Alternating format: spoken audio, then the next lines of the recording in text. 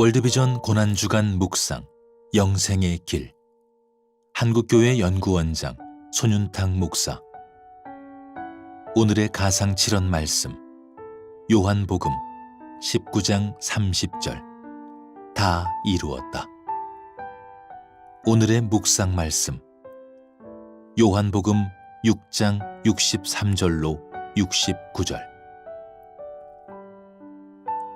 살리는 것은 영이니 육은 무익하니라.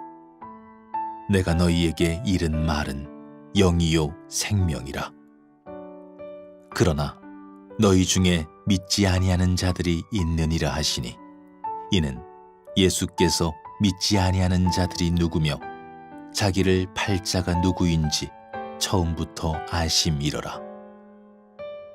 또 이르시되 그러므로 전에 너희에게 말하기를 내 아버지께서 오게 하여 주지 아니하시면 누구든지 내게 올 수 없다 하였노라 하시니라.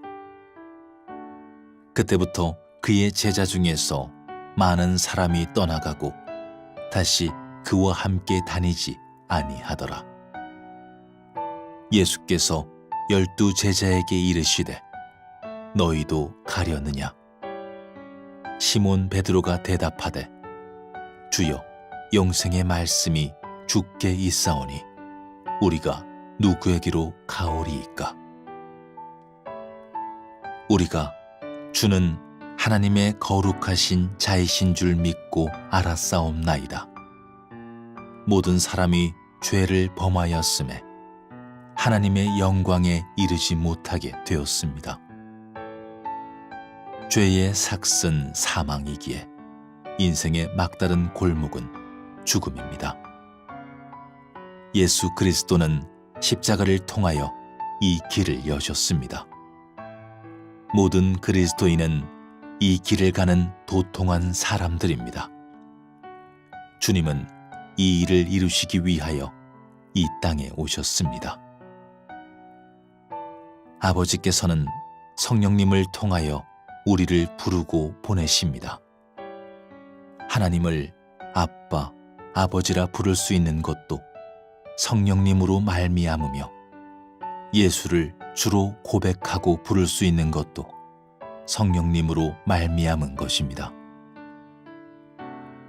성령님은 등한히 여길 수 없는 큰 구원을 확증해 주십니다. 중요한 것은 십자가로 완성하신 복음을 증거하는 일입니다. 구원을 받은 하나님의 자녀들은 범죄하지 않으며 주 안에 거하며 부끄럽지 않게 살아야 합니다. 우리에게도 이 복음을 전해준 사람이 있었습니다. 받은 것 없이 준다는 것도 거짓이지만 이미 받은 우리이기에 받고도 듣고도 현재 누리고 있으면서도 침묵하는 것은 옳지 않습니다.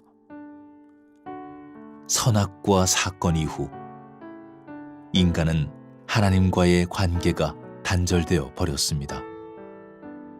이 일로 인하여 죽음이라는 비참한 결과를 맞게 되었습니다. 그러나 주님의 십자가로 하나님은 크고 놀라운 새로운 길을 허락하셨습니다.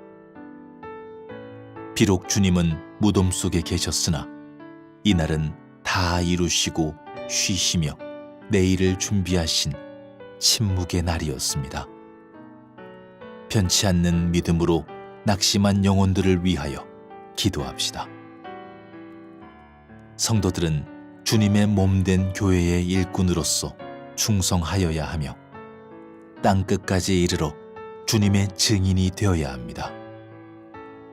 무엇보다 거저 받았으니 거저 주는 자가 되어야 합니다.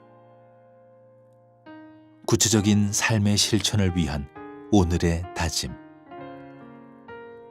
영생을 얻은 자의 특징이 무엇인지 스스로 점검해보고 삶의 목표가 성경적으로 일치하는지 확인해 보아야 합니다. 다 이루었다는 의미를 바로 알고 더욱 많이 베푸는 자의 복을 누리시길 바랍니다. 주라, 그리하면 너희에게 줄 것이니 곧 후이되어 누르고 흔들어 넘치도록 하여 너희에게 안겨주리라. 너희가 헤아리는 그 헤아림으로 너희도 헤아림을 도로 받을 것이니라.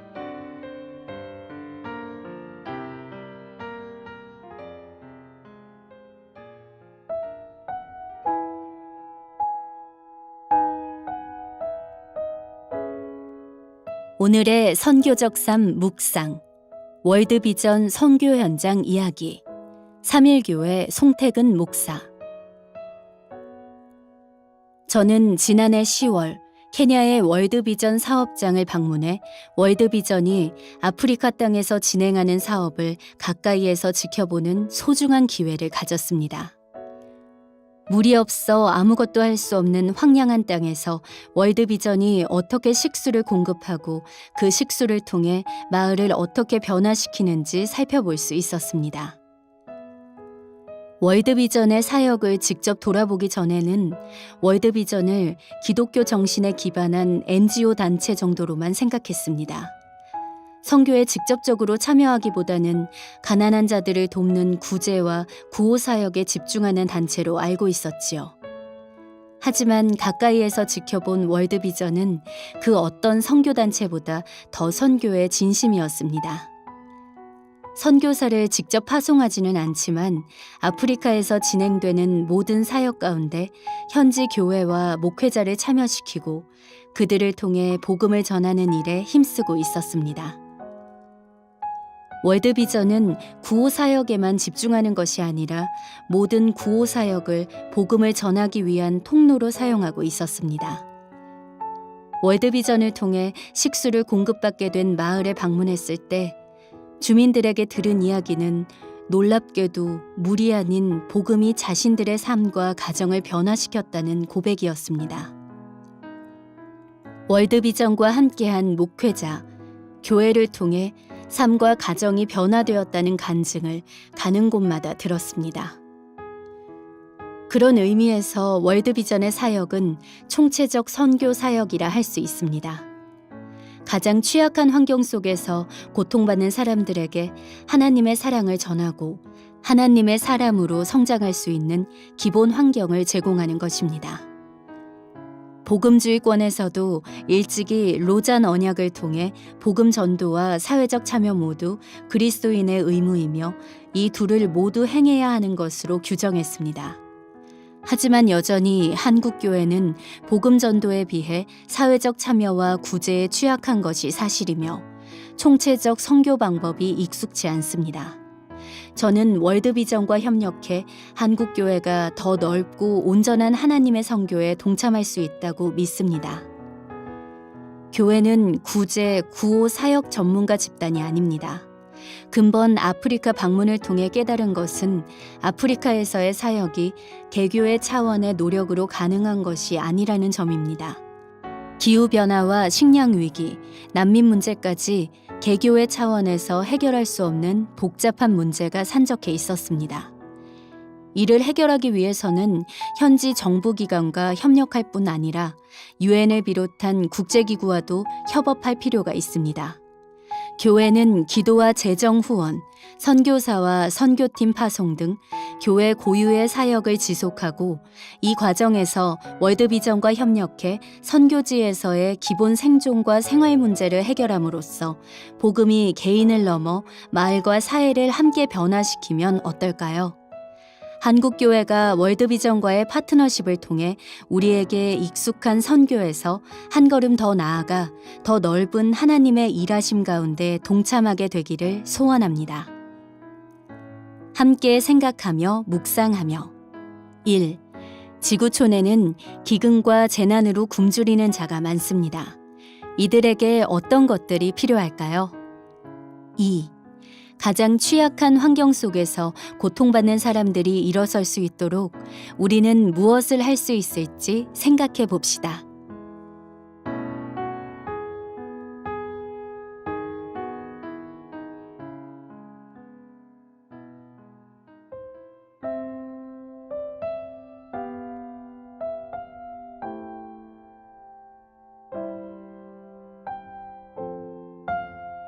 오늘의 기도. 오 주님, 만일 당신의 죽으심에 동참하기를 피한다면 제가 어찌 당신의 부활을 온전히 기뻐할 수 있겠습니까? 제 안에는 죽어야 할 것들이 너무나 많이 있습니다. 집착, 탐욕, 분노, 조급함, 인색함 등 제 안에는 죽어야 할 것들 뿐입니다. 오 주님, 저는 너무나 이기적인 사람입니다. 성공욕과 명예욕으로 가득 차 있습니다. 때로는 저의 유익을 위해 당신을 이용하기도 합니다. 오 주님, 맞습니다.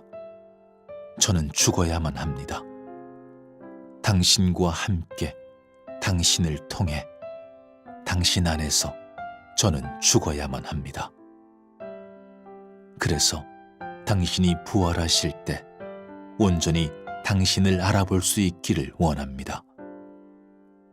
오 거룩하신 주님, 아름다우신 주님, 영화로우신 주님, 당신은 저의 주님이시요 구세주이시며 구원자이십니다. 저의 인도자이시며 평화이시며 소망과 기쁨이십니다. 당신께 저의 모든 것을 드리게 하소서. 저의 모든 소유와 생각과 감정까지 모두 드리게 하소서. 이 모든 것은 당신 것이오니 당신 뜻대로 사용하소서. 당신을 기다립니다. 당신을 기대합니다. 당신을 간절히 바랍니다.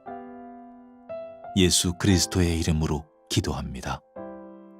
아멘.